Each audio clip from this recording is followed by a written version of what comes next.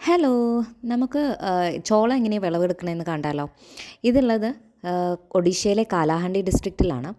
So ഇവിടെ കൂടുതലും ഈ പറയുന്ന കൃഷിയും കാര്യങ്ങളൊക്കെ ആയിട്ട് തന്നെ ജീവിക്കുന്നവരാണ്. ഇവിടെ പല ഗ്രാമങ്ങളിലും കൂടുതലും ഗ്രാമങ്ങൾ തന്നെയാണുള്ളത്.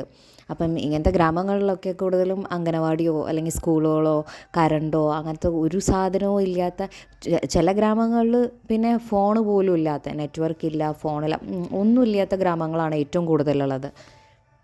ഇനി ദൂരെ എവിടെയെങ്കിലും സ്കൂളോ കോളേജോ ഒക്കെ ഉണ്ടെങ്കിൽ കൂടെ വീട്ടുകാർക്ക് അവരെ സ്കൂളിൽ വിടാനൊന്നും വലിയ താല്പര്യം ഉണ്ടാവില്ല. കാരണം ഇവർക്ക് കുറേ തരിശു ഭൂമികളായിട്ടുണ്ടാവും. അപ്പോൾ അവർ കൃഷി ചെയ്തിട്ട് അതിൻ്റെ വിളവെടുപ്പിനായിട്ടും മറ്റൊക്കെ ആയിട്ട് എന്തായാലും വീട്ടിൽ നിന്ന് ഒരാളെ കൊണ്ടോ അല്ലെങ്കിൽ ഒന്നോ രണ്ടോ പേരെ കൊണ്ടോ ഒന്നും തീരില്ല. അങ്ങനെയാകുമ്പോൾ പുറത്തുനിന്ന് ആളെ വെച്ച് പണിയെടുപ്പിച്ച് കഴിഞ്ഞാലും ഇവർക്ക് വലിയ ലാഭം കാണില്ല.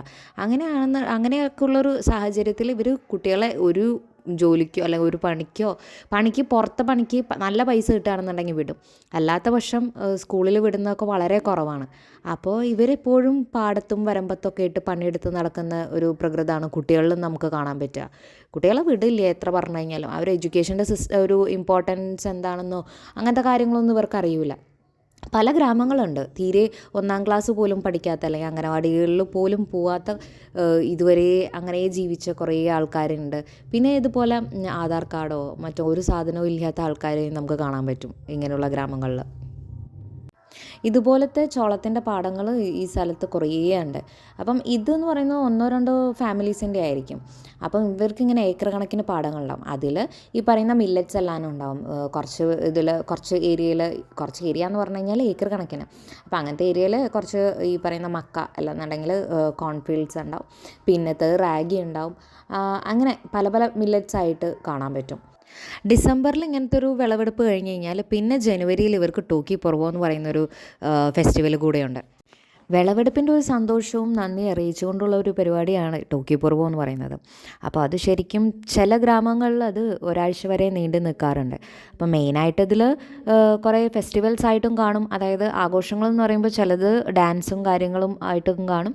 അതുപോലെ അവർ ബലിദാനം, ഈ പറയുന്ന ബലിയെ കൊടുക്കുന്ന പരിപാടിയും എല്ലാം കാണും. എല്ലാ റിച്വൽസും കാണും. പിന്നെ തീയിൽ കൂടെ നടന്നു പോകുന്ന ഒരു പരിപാടിയും എല്ലാ ആഗ്രഹങ്ങൾ സബലീകരിച്ചതിനുള്ള നന്ദിയും അങ്ങനത്തെ കുറേ കാര്യങ്ങൾ കാണും. പിന്നെ അതൊക്കെ എല്ലാം വളരെ സെൻസിറ്റീവ് ആയത് കാരണം നമുക്ക് പലയിടത്തും പല കാര്യങ്ങളും വീഡിയോ എടുക്കാനൊന്നും പറ്റില്ല, സമ്മതിക്കില്ല പല കാര്യങ്ങളും. പിന്നെ ഇവരുടെ ഒരു ശോകം പരിപാടി എന്താണെന്ന് വെച്ച് കഴിഞ്ഞാൽ ജനുവരി തുടങ്ങി മാർച്ച് വരെ ഇവർക്ക് വേറെ വിളവൊന്നും ചെയ്യാൻ പറ്റില്ല, കൃഷി തുടങ്ങാൻ പറ്റില്ല. ആ ടൈം നല്ലതല്ല പറഞ്ഞിട്ട്. അപ്പോൾ ഈ ഒരു ടൈമിൽ ഈ ഒരു 3 മാസത്തേക്ക് ഇവർക്ക് ഒരു പണിയും ഉണ്ടാവില്ല.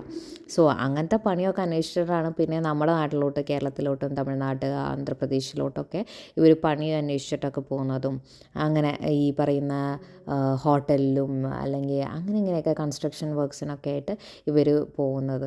കാരണം ഇവരുടെ ഫാമിലി തന്നെ ഉണ്ടാവും ഒരു 4-5 പിള്ളേരും ഒക്കെ ആയിട്ട്. അത് കൂട്ടുകുടുംബം ഒരു സെറ്റ് ഓഫ് മൈൻഡ് അല്ല, പക്ഷേ എന്നാലും കാണാം ഒരു 4-5 കുട്ടികളൊക്കെ ആയിട്ട്.